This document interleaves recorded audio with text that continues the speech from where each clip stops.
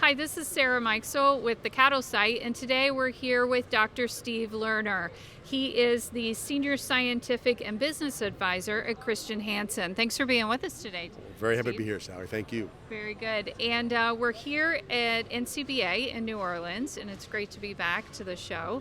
And we're here in your booth. Tell me a little bit about what you're talking to producers about. What's new at Christian Hansen? Well, at the NCBA this year, we're launching a brand new product for feedlot cattle.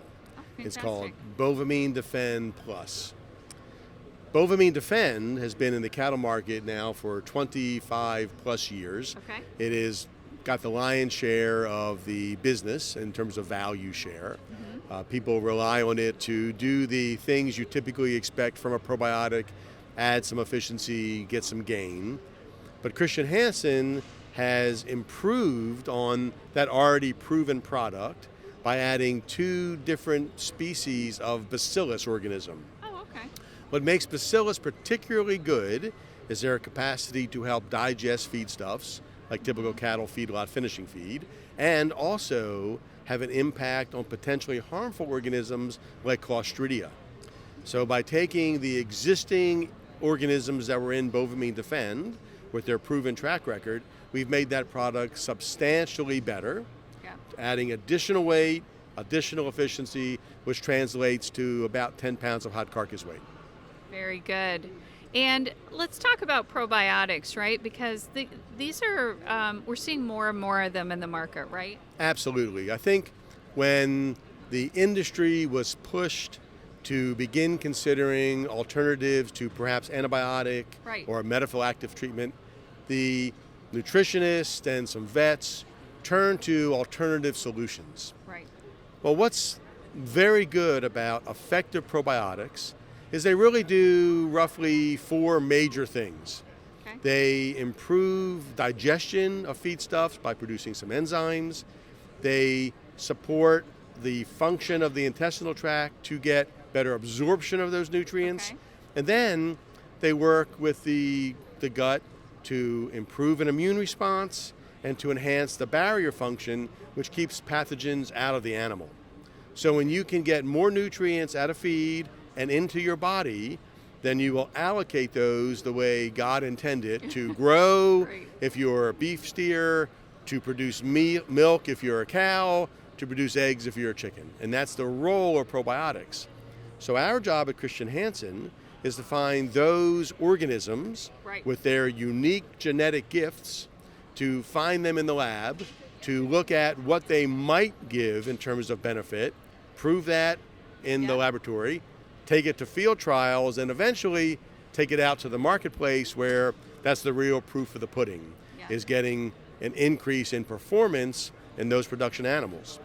We also believe that probiotics are an all-natural solution, which our populace likes. And if you get better conversion of grass to beef, or in a feedlot, feed to carcass, that is efficiency. Right. And every time you can keep more hydrogen and oxygen and carbon in the animal, then that's less methane or less pollution Right. back out. So we look at sustainability as one of our measures. And Christian Hansen is the most sustainable bioscience company in the world 6 years in a row. Very good. Well, that's exciting too. Thank you. On top of that, so you've really answered my next question. I think. I mean, I usually ask people, what is a new product like this really going to mean bottom line? But part of that's efficiency, right? Oh, we still look at the typical measures of our industry.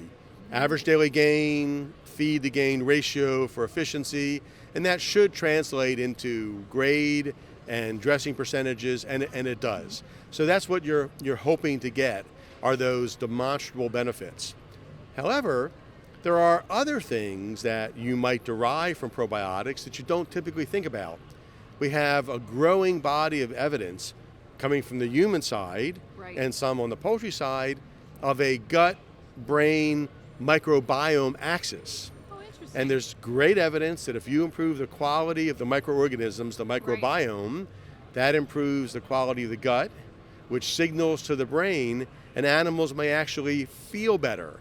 Huh. So you're actually not only impacting the physical well-being, as demonstrated by the typical measures of our industry, but also the mental well-being.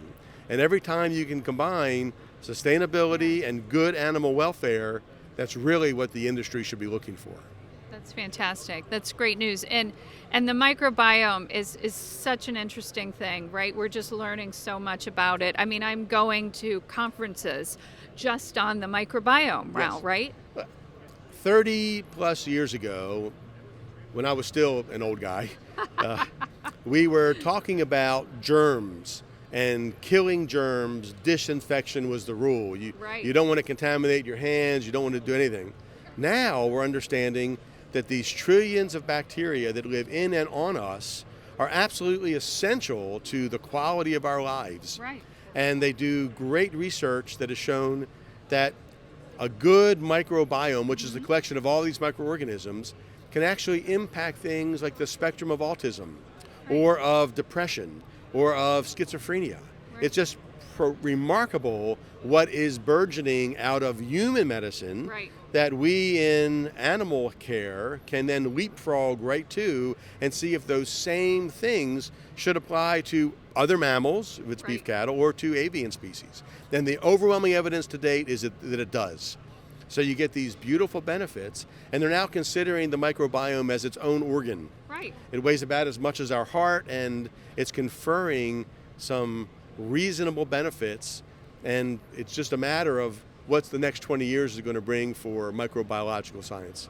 It's so interesting. I go to my chiropractor and they have a poster up about the microbiome now, and they're standing there talking to me about trying to explain to me what the microbiome is, and I said, I've been to conferences on the microbiome now, right? Yes, like of it's course. in the livestock industry, right? It's really this this just area of great research that's underway right now. So But it's something that intuitively we don't think about. right.